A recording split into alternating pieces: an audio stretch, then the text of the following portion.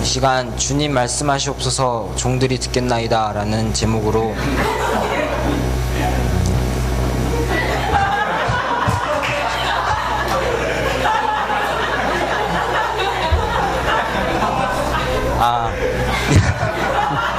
기도의 제목이죠, 그게. 일하시는 하나님, 하나님의 일이라는 제목으로 목사님께서 말씀 전하실 때 많은 은혜 받으세요. 아멘, 아멘.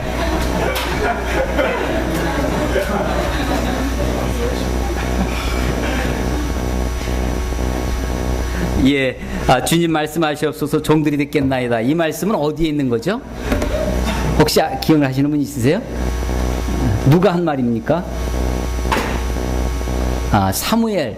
사무엘이 하는 이야기죠. 사무엘이 성전에서 이렇게 지키고 있는데 사무엘아 사무엘아 부르니까 쫓아가는 게 어디냐면 엘리 지사장에게 쫓아갑니다. 3번씩이나 그렇게 하죠. 그러니까 엘리 지사장이 그제서야 네가 그러면 주님 말씀하셔서 종이 듣겠나이다 이렇게 이야기해라 가르쳐주죠. 그래서 사무엘이 하나님께 얘기했던 것입니다. 주님 말씀하시옵소서 종들이 듣겠나이다. 예, 말씀을 듣는 자세라고 생각해서 제가 여기다 이건 매주 적혀 있는 글이거든요. 오늘 설교 제목이 뭐예요? 그래서 예, 매주 적혀 있어도 사실은 우리가 잘 안 보니까 그럴 수 있지 않습니까?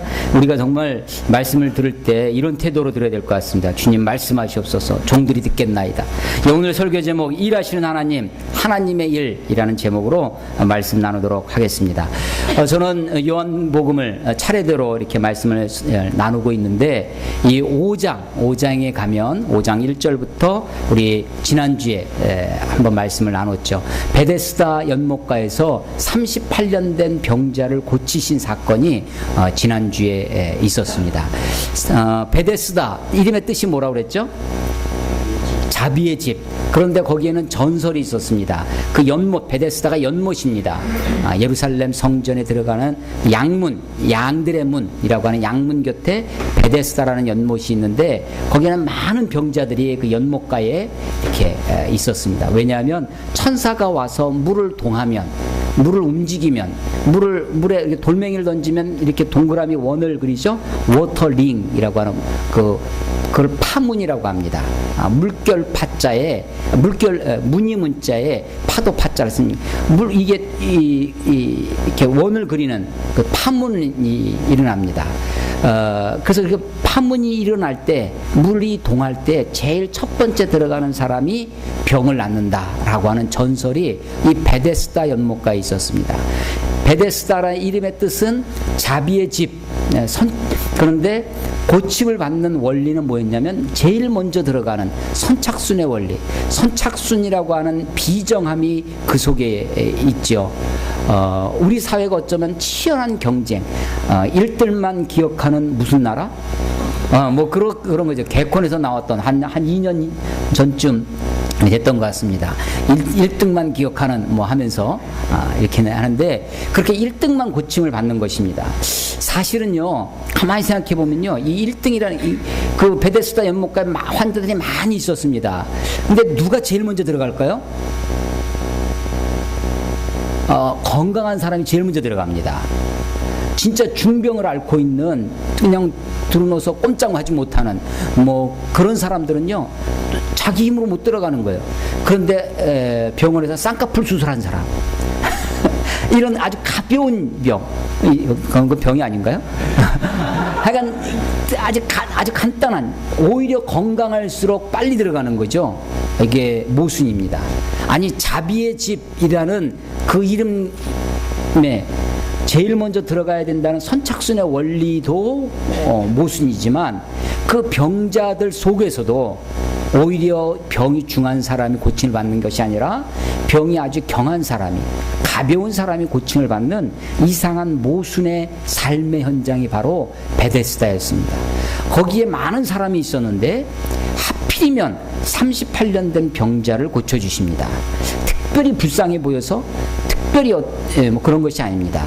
38년이라고 하는 상징성이 있다고 그랬죠. 이스라엘 민족이 광야에서 여정이 38년입니다. 그래서 우리는 36년 하면 일제가 떡 떠오르듯 유대인들은 38년 하면 광야에서 출애굽한 백성들이 시내산에서부터 율법을 받고 멋지게 출발을 합니다. 그런데 가나안에 들어가지 못하고 38년 동안 광야에서 방황을 하고 고생하고 했다는 거죠. 그래서 38년 하면 이스라엘 백성들의 광야 생활을 기억하게 되는 것입니다. 또 하나 예수님의 아주 의도적인 행동을 하시는데 그 사람을 고쳐주시는 날이 문제였습니다. 그게 안식일이었습니다. 안식일. 아니 38년을 기다려왔는데 하루도 기다려서 안식일 지난 그 다음날 고쳐주시든지 아니면 좀 하루 땡겨서 일찍 고쳐주시든지 했으면 아무 문제가 없습니다. 그런데 예수님이 하필이면 안식일날 유대인들이 안식일날 아무것도 하지 않는 심지어 요즘도 이 유대인들은 아주 이 독실하다고 해야 되나 지독하다고 해야 되나 그 유대인들은요 안식일 유대인들이 모여 사는 아파트의 빌딩에 안식일용 버튼을 엘리베이터에다가 이렇게 장착해 놓는답니다. 그러니까 안식일 날은 이걸 누르면 노동이니까 버튼을 누르지 않고 기다리는 거예요.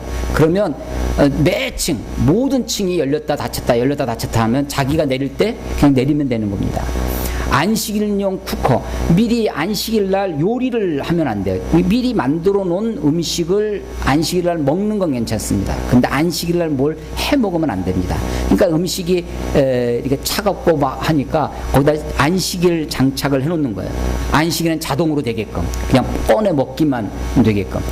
심지어는요 안식일날 걸어 다니는데 2,000걸음 이상 걸어가면 안식일을 범하는 겁니다. 그러니까 2,000걸음 쉬어야 돼 이제. 몇 걸음. 또 안식일날 팔 각도 이것도 있어요. 45도랍니다. 45도 이상 이렇게 팔을 흔들고 걸으면 이건 노동이라는 거예요. 그러니까 안식일은 하여간 그렇게 최대한 쉬게끔 그렇게 만들어놨습니다. 근데 예수님이 그것도 안식일날 이 병자를 고쳐주시면서 하필이면 안식일날 그 사람에게 네가 누웠던 그 자리를 들고 걸어가라는 거예요. 자리를 들고 그냥 가라 그랬으면 됐을 것을 자리를 들고 가라고 하니까 이 사람이 그 자리를 들고 그 노동이죠 노동. 그것을 옆에서 보고 있던 유대인들이 이 유대인들은 율법의 전문가들입니다. 율법을 어겼다는 안식일에 이런 일을 행한다. 16절에 오늘 본문에 보면 그러므로 안식일에 이런 일을 행하신다 하여 유대인들이 예수를 박해하게 됐다. 그러니까 예수님은 일부러 안식이라는 시점을 골라서 파문을 일으키고 있습니다. 예수님이 파문을 일으켰어요. 그래서 박해를 하게 됩니다. 그랬더니 안식일 아무것도 안 하고 쉬어야 되는데 17절 예수께서 그들에게 이르시되 내 아버지께서 이제까지 일하시니 나도 일한다. 하나님은 어떤 하나님이냐면 일하시는 하나님이라는 거예요. 그래서 예수님도 일하고 있다라고 하는 것이죠. 그런데 여기에는 또 하나 숨은 것이 있었어요. 하나님을 뭐라고 불렀냐면 자기 아버지라고 불렀다는 것입니다. 자기 아버지. 그래서 하나님과 자기를 동등으로 이야기했다. 동급으로 이야기했다라고 하는 것이 신성모독하는 것이다 하는 거죠. 참남하도다. 그래서 그것 때문에 예수님을 18절에 더욱 예수를 죽이고자 했다라고 하는 것입니다. 그래서 예수님이 안식일에 파문을 일으켰어요. 파문을. 그런데 그 파문을 일으킨 것 때문에 예수님이 파문당하셨다 라고 하는 거죠. 그게 이제 지난주 설교의 요약입니다. 여기까지가. 앞으로 이제 오늘 갈 걸 얘기를 해야 돼요. 자, 예수님이 파문을 일으켜서 파문을 당하실 그런 위기에 처하실 정도로 예수님이 일부러 아주 예수님이 다른 문화권에서 오셔서 유대인이 아닌데 유대인 문화를 모르는 그래서 타문화권에서 오셔서 그 사회에서 파문을 일으키신 것이 아니라 예수님은 유대인 중에 유대인입니다. 예수님 그것을 모르실 리가 없었습니다. 12살 때부터 누가복음 2장에 보면 12살 때부터 예수님은 6월절 때 성전을 12살이 성인식을 하거든요. 그때부터 유대인들이 하는 것처럼 매년마다 성전에 올라가셔서 그렇게 예식에 참석하셨던 제사에 함께 하셨던 분입니다. 유대인의 이런 풍습이나 문화나 관습이나 그것을 몰랐을 리가 없습니다. 그런데 요한복음 2장에서는 그 성전을 정화시키죠. 성전에서 소 팔고 양 팔고 비둘기 팔고 동전 바꿔주는 사람들을 다 내쫓으면서 성전을 정화하십니다.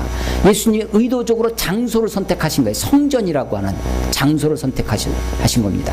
이번에는 시간을 선택하셨습니다. 안식일이라고 하는, 예수님이 의도적으로 자발적으로 그렇게 해서 유대인 사회 그 전통과 문화와 종교와 율법에 완전히 꽉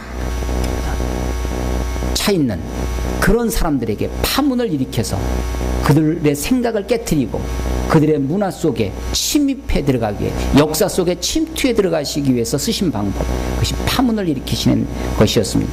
그래서 예수님에게 이런 일이 벌어졌는데 그때 하신 말씀, 나는 내 아버지께서 이제까지 일하시니 나도 일한다 라고 하는 것입니다. 일하시는 하나님. 여러분, 유대인들 그 랍비 신학이라고 하는데, 유대인들의 랍비 신학에서 논쟁이 여러 논쟁이 있는데 그 중에 하나가 안식일 논쟁입니다. 안식일 논쟁 중에 이런 것이 있어요. 우리 하나님은 안식일에 쉬실까 안 쉬실까? 창세기에 보면 하나님이 세상을 창조하십니다. 6일 동안 창조하시고 제7일 날 쉬셨어요. 안식하셨습니다. 그래서 안식일 날, 이렇게 중요한 안식일 날 우리 하나님이 쉬시겠지. 그런데 이제 유대인 학자들이 가만히 생각해 보니까 그런 것 같진 않다라는 것입니다. 그 랍비들이 하는 이야기입니다. 유대 랍비들이 다른 건 다 쉬시지만 가만히 보니까 안식일에도 사람이 태어납니다. 안식일에도 사람이 죽어요. 그래서 생명을 주는 일, 또 심판하는 일은 안식일에도 하신다라는 것입니다. 유대인들이 할례를 받습니다. 태어난 지 며칠 만에 할례를 받냐면 난 지 8일 만에 받습니다. 8일 만에. 성경에서요, 기독교에서 성경이 이 숫자에 굉장히 민감한데 하필이면 8일일까? 하필이면 다른 건 다 뭐 7일, 뭐 열흘, 10일 뭐 이렇게 나가는데 할례만 8일이에요. 할례만. 제 8일째 되는 날. 그 이제 사람들이 생각하는 거죠. 왜 8일일까? 왜 8일일까? 그 중에 이건 뭐 성경에 이래서 8일이다라는 말씀이 없으니까 사람들이 추측을 하는 겁니다. 상상을 하는 거죠. 왜 8일이냐 하면 7일 동안 창조하시고, 그러니까 일곱째 날 안식하셨는데 6일 동안 일하시고 7일 일곱째 날 안식하셨습니다. 그러니까 안식은 창조의 완성입니다. 안식이 창조의 원리입니다. 그때 안식 일곱째 날에 하나님이 이 모든 일을 그치시고 안식하였더라. 하나님이 안식하세요. 하나님이 쉬셨다는 얘기입니다. 하나님이 왜 쉬실까? 그동안 6일 동안 일하시느라고 피곤하셔서 하나님이 피곤하셨다. 이건 말이 안 되죠. 전능하신 하나님이 피곤하지도 아니하시고 졸지도 아니하시고 주무시도 아니하시는 하나님이시라고 이사야가 얘기하고 있는데, 하나님이 피곤해서 쉬신 것이 아닙니다. 어쩌면 하나님은 우리들의 창조된 세계를 향해서 안식의 필요를 우리들에게 가르쳐주고 계시는 거죠. 그래서 7일 동안 안식일까지 해서 7일이 한 단입니다. 그런데 그 안식 후 인간은 6일째 창조됐어요. 6번째 날. 그리고 곧바로 안식을 경험합니다. 그리고 8일째 되는 거죠.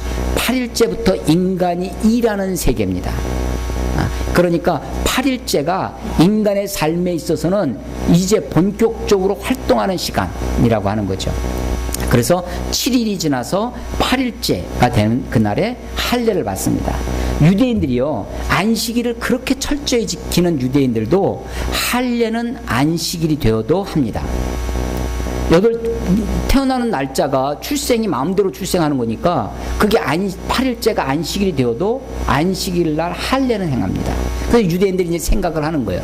유대 랍비들이 하나님이 모든 것을 쉬시지만 생명에 관계된 것, 심판에 관계된 것은 안식일에도 행하신다라고 그렇게 이야기하는 것입니다. 그래서 그 일, 생명에 관계된 일, 심판에 관계된 일 외에 모든 일은 다 쉬어야 된다.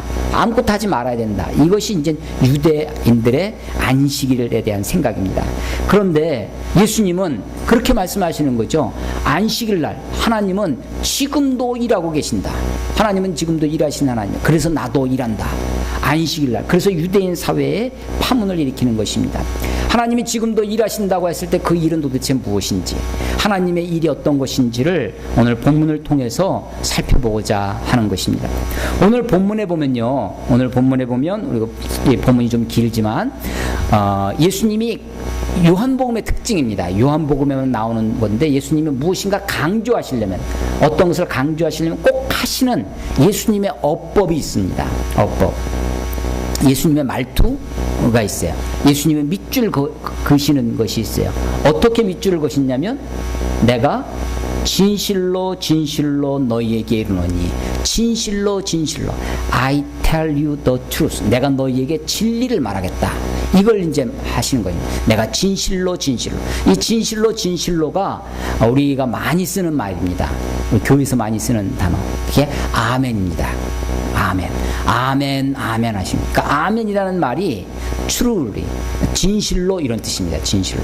그런데 이제 교회는, 우리 성도들이, 초대교, 특별히 초대교회 성도들이 이 아멘이라는 단어를 기도 말미에 혹은 어떤 삶 속에서 나도 그렇게 믿습니다, 나도 그렇게 생각합니다, 동의합니다, 저도 그렇게 바랍니다 라는 말로 그 말을 전용해서 썼습니다.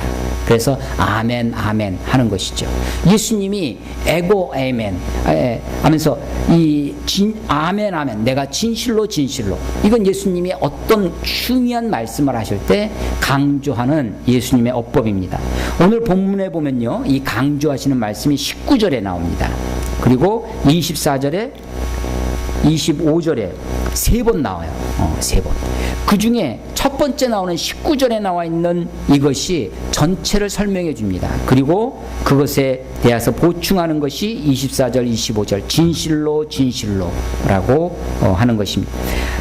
하나님의 일, 하나님이 지금도 하시는 일은 무엇이냐면 우리를 구원해 주시는 일입니다. 우리들에게 생명을 주시는 일이에요. 왜 그것이 필요했겠습니까? 우리가 생명을 잃어버렸기 때문입니다. 생명을 살리는 일을 지금도 하고 계신다는 것입니다. 하나님의 일, 하나님께서 지금도 우리들에게 하시는 일이 구원을 하시는 일. 그래서 세상 모든 민족이 구원을 얻기까지 쉬지 아니하시는 하나님. 물이 바다 덮음같이 그 찬송이 있는데, 거기 보면 세상 모든 민족이 구원을 얻기까지 쉬지 아니하시는 하나님, 주의 심장 가지고 우리 이제르나 주 따르게 하소서. 쉬지 아니하시는 하나님, 지금도 일하시는 하나님, 그것은 구원의 하나님이십니다. 사람들에게 생명을 주고자 하시는 거죠. 성경 66권 신구약 성경이 다 하나님의 뜻입니다. 성경은 하나님의 뜻이죠. 그런데 성경 이 하나님의 뜻 가운데 이것이 하나님의 뜻이다라고 명시적으로 가르쳐 주시는 것이 있습니다. 내 아버지의 뜻은, 이것이 이제 요한복음에 나오는데요. 요한복음 5장 한번 봐보세요.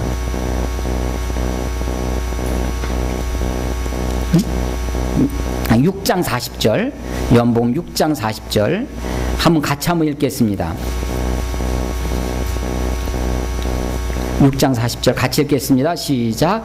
내 아버지의 뜻은 아들을 보고 믿는 자마다 영생을 얻는 이것이니 마지막 날에 내가 이를 다시 살리리라 하시니라. 아멘 아멘. 예, 이것이 우리 하나님의 뜻이라는 것입니다. 하나님의 뜻은 반드시 이루어질 것입니다. 뜻이 하늘에서 이룬 것 같이 땅에서도 이루어지이다. 이게 주기도문의 말씀인데, 하늘은 하나님의 뜻이 100% 이루어지는 것입니다. 100% 이루어졌습니다. 땅에는 아직 그렇게 이루어지지 않았죠. 하나님의 뜻이 하늘에서 이룬 것처럼 땅에서도 이루어지이다. 이렇게 우리들에게 기도하라고 가르쳐주고 있습니다. 하나님의 뜻이 무엇인가? 하나님의 뜻이, 이것이 하나님의 뜻이다. 성경에 세 가지가 나오는데요. 하나가 이겁니다. 아들을 보고 믿는 자마다 영생을 얻는 것입니다. 예수님을 통해서 영생을 얻는 것, 생명을 얻는 것, 이게 하나님의 뜻입니다. 두 번째 하나님의 뜻을 찾아보겠습니다. 데살로니가 전서 4장을 한번 찾아보십시오. 데살로니가 전서 4장 3절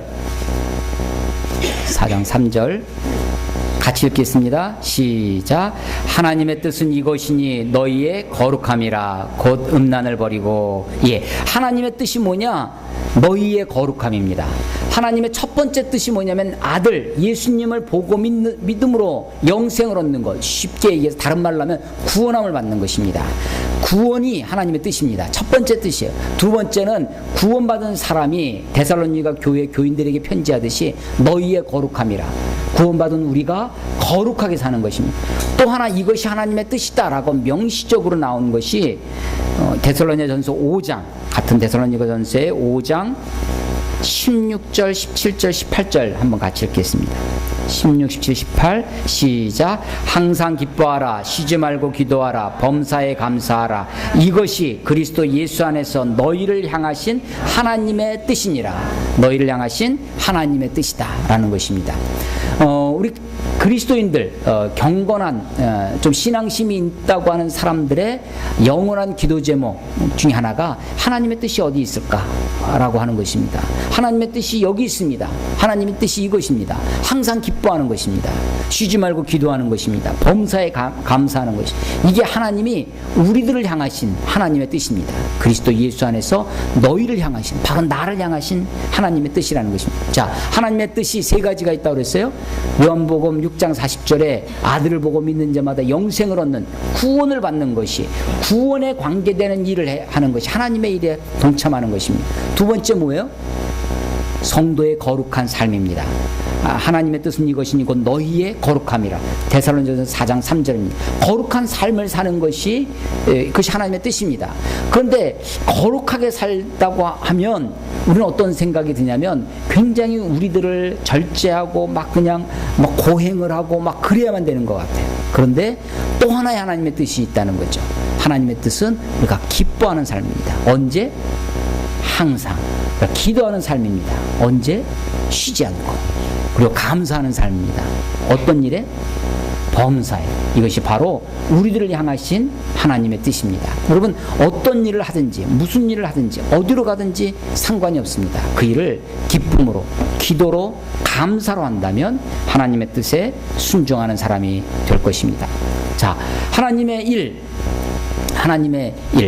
그 하나님의 일을 우리가 생각합니다. 하나님이 지금도 하나님의 뜻에 합당한 일을 하고 계십니다. 쉬지 않으신 하나님입니다. 물이 바다 덮은 같이 세상 모든 민족이 구원을 얻는 것, 이것이 하나님의 뜻입니다. 그 생명을 살리는 일, 이것이 지금도 하나님이 하시는 일이다라고 하는 것입니다. 그런데 이 생명을 살리는 일에 또 하나의 측면이 있는데 그것이 심판이라고 하는 것입니다.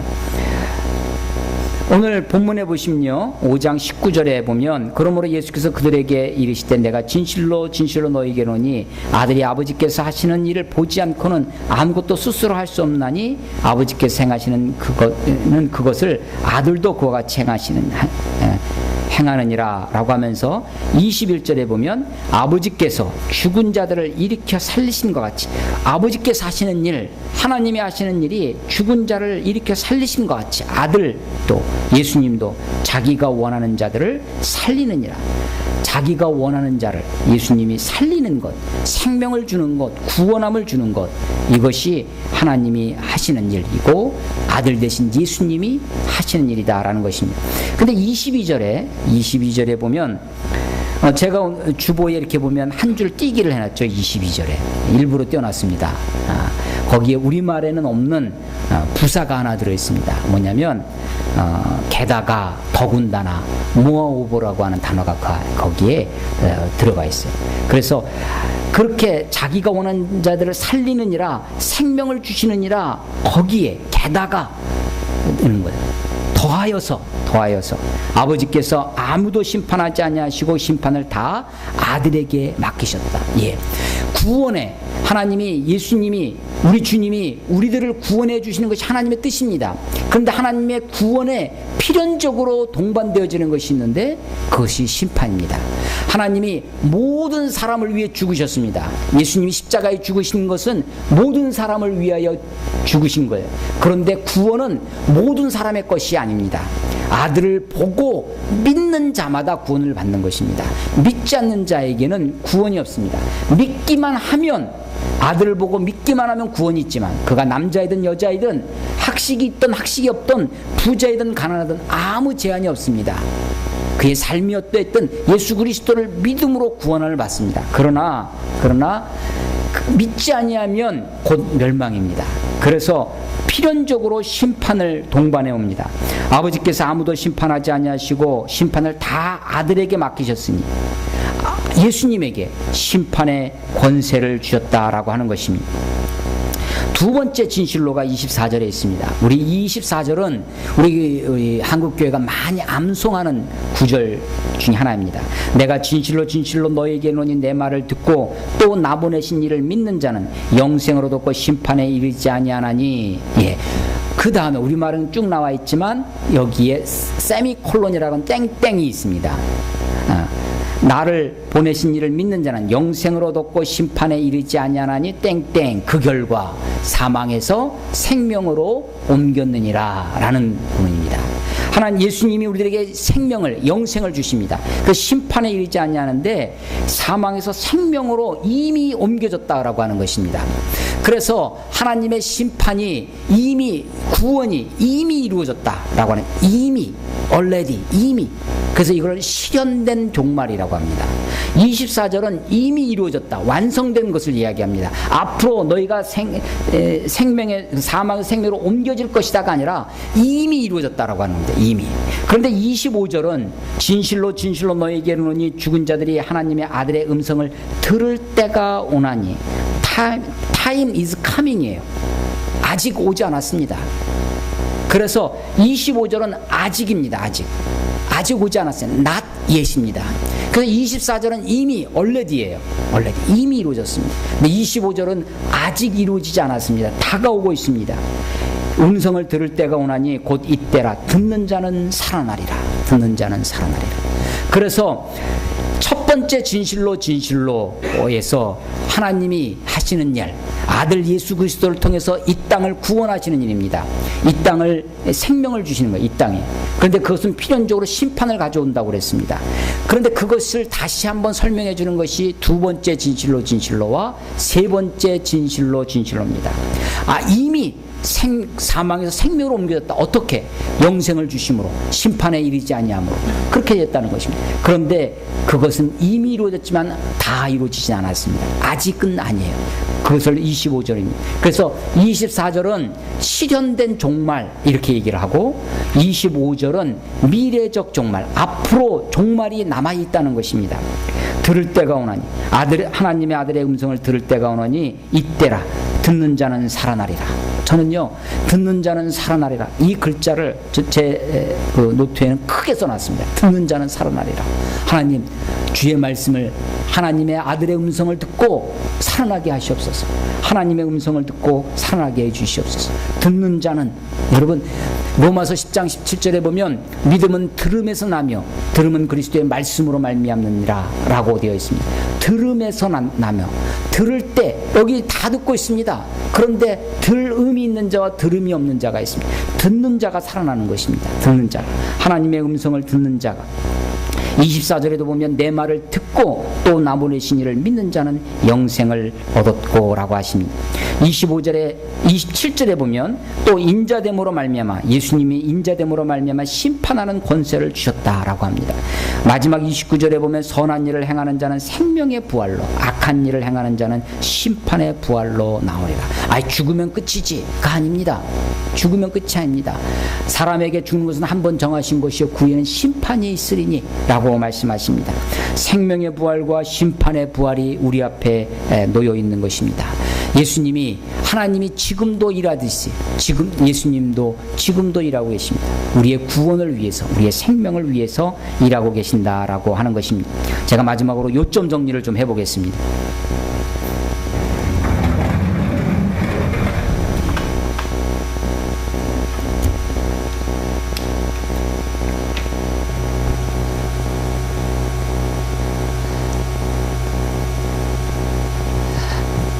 자, 자, 처음에 하나님이 세상을 창조하셨습니다. 창조의 완성이 안식이라고 했습니다.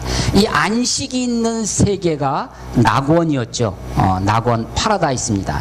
낙원이라는 말의 뜻이 에덴입니다. 에덴. 에덴이 파라다이스, 낙원이라는 뜻입니다. 안식이 있었습니다. 하나님의 창조의 완성이 안식이었습니다. 그런데 인간이 하나님께 범죄합니다. 하나님의 명령에 불순종함으로, 범죄함으로 인간이 땅에 떨어지고 맙니다. 추방되는 타락이죠. 타락입니다. 낙원을 잃어버렸습니다. 실낙원입니다. 그것은 안식을 상실한 것입니다. 안식이 없습니다. 만물에 피곤합니다. 전도서 기자가 얘기하는 것처럼 만물의 피곤함을 온 인간뿐만 아니라 온 자연 세계가, 온 피조물이 다 안식을 잃어버리고 낙원을 상실했습니다. 이런 세계를 하나님이 방치하지 아니하시고 예수 그리스도를 통해서 우리에게 구원을 허락해 주십니다. 그런데 이 구원은 또 하나의 이면이 있는데 그것이 심판이라고 하는 것이죠. 예수 그리스도를 믿으면 우리들에게 구원이 있지만 예수님을 믿지 아니하면, 그를 오늘 아들을 공경하게 하려 함이라, 아들을 높이지 아니하고 너를 믿지 아니하면 심판이 주어진다는 것입니다. 그런데 이런 세계는 또 하나의 새로운 창조를 말씀하십니다. 이것이 종말입니다. 기독교적인 세계관은 창조에서부터 시작해서, 창세기 있는 창조에서부터 시작해서 요한계시록의 새하늘과 새 땅이라고 하는 새로운 창조로 끝났습니다. 창조에서 시작해서 창조로 끝나는 것이죠. 새로운 창조는 참 안식을 우리들에게 약속해 주고 계신다라고 하는 것입니다. 그래서 예수 그리스도를 믿음으로 말미암아 우리들에게 구원을 허락해 주시고 영생을 허락해 생명을 주심으로 우리들에게 안식의 세계로 인도하신다는 것입니다. 하나님이 창조하신 하나님이 지금도 세상을 붙들고 계십니다. 그 창조에서 세상을 붙들고 계신다라고 하는 것을 우리는 보존이라고 합니다. 그래서 하나님이 세상을 창조하셨을 뿐만 아니라 지금도 세상을 붙들고 계세요. 그래서 하나님이 지금도 일하고 계시는 것이죠. 하나님이 인류를 구원하시기 위해서 예수 그리스도를 십자가에 죽으심으로 이 땅 가운데 보내주심, 하나님이 태초에 말씀이 계시니라, 이 말씀에 하나님과 함께 했으니 이 말씀 곧 하나님이시니라, 말씀이 우리 가운데 거하심에 우리 인간 육신의 모습으로 성육신 하셨는데, 그 성육신 하신 예수님의 표현이 뭐냐면 인자입니다. 인자, 사람의 아들, son of man, 사람의 아들이라고 하는 인자됨. 그래서 이 성육신, 하늘보좌에서 사람의 모습으로 오신 그 인자됨을 통해서 심판의 권세를 주셨다라고 하는 것입니다. 그래서 이 마지막 종말에 가면 이 세상을 이렇게 새로운 창조로, 참 안식으로 우리를 인도해 주실 것이다 라고 하는 것이죠. 구원이 우리들 앞에 놓여 있습니다. 선택은 우리들에게 있는 거예요. 내가 예수 그리스도의 음성을 듣고 말씀을 듣고 하나님을 믿는 자에게 영생을 주시고 심판에 이르지 아니하고 사망에서 생명으로 옮겼느니라 라고 하는 것입니다. 하나님은 지금도 일하고 계시는 하나님이십니다. 하나님은 일하시는 하나님이세요. 그 일은 다른 어떤 일이 아닙니다. 오늘 본문에 보시면 20절에 보시면요, 아버지께서 아들을 사랑하사 자기가 행하는 것을 다 아들에게 보이시고 또 그보다 더 큰 일을 보이사. 이 더 큰 일이 뭘까? 하나님이 보이신 것은 구원에 관한 일입니다. 그래서 그 일을 이루기 위해서 더 큰 일은 십자가에 죽으신 부활에 관계된 일인 것이죠. 생명과 부활. 요한복음에 보면요, 14장을 한번 찾아보겠습니다. 요한복음 14장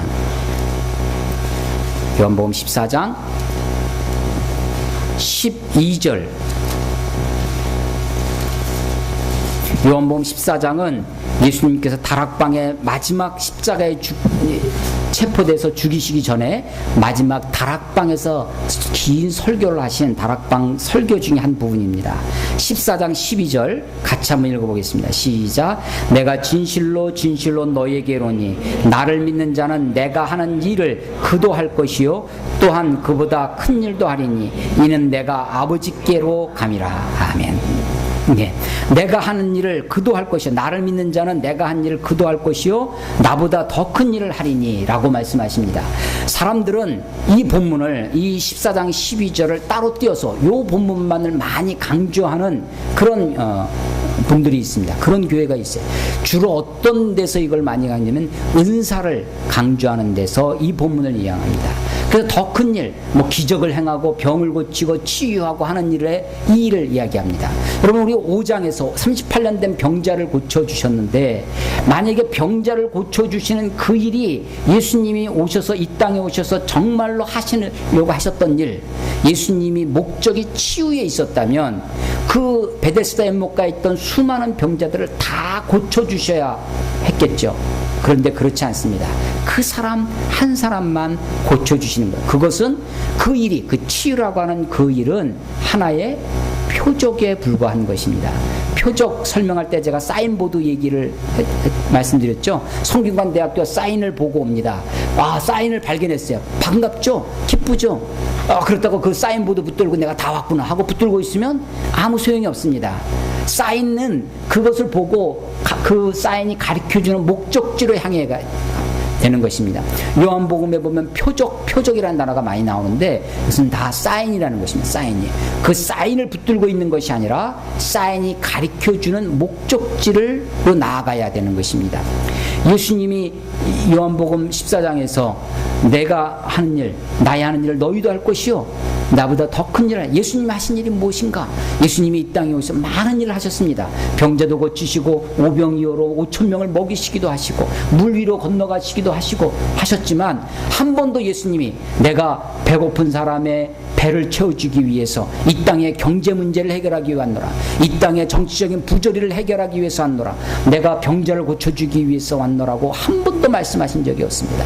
예수님은 오히려 내가 잃어버린 자를 찾아 구원하러 왔다라고 말씀하시는 거죠. 하나님의 일이 무엇인가?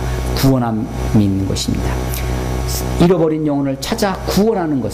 아들을 보고 예수를 믿는 자마다, 아들을 보고 믿는 자마다 영생을 얻는 것이 하나님의 일입니다. 이 일을 쉬지 않고 하시는 하나님의 일이라는 거죠. 그 일에 동참하는 사람이 바로 하나님의 일꾼입니다.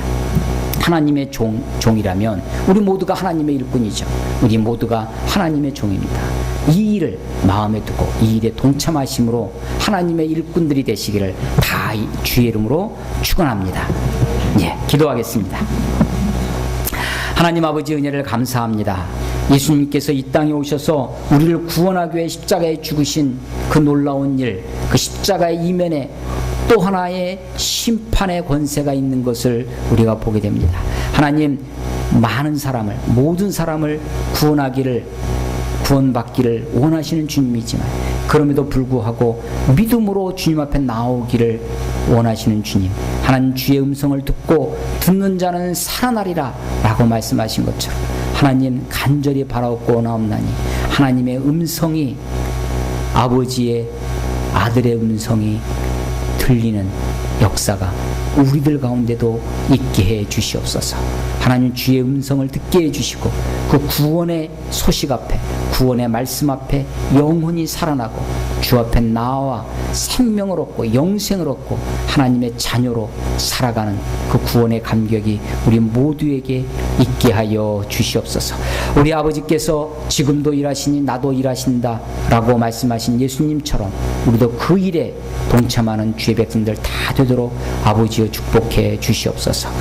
이제는 우리 주 예수 그리스도의 은혜와 그 아들 예수 그리스도를 값없이 보내주신 아버지 하나님의 크신 사랑하심과 우리 안에 내주하셔서 감동 감화 역사하시는 우리 성령님의 교통하심이 주 앞에 나와 예배하며 다시 한번 하나님의 일꾼으로 살기를 마음에 다짐하는 하나님의 사람들 머리머리 위에 이 나라와 이 민족 특별히 율전 지역 위에 지금부터 영원토록 함께 하시기를 간절히 축원하옵나이다.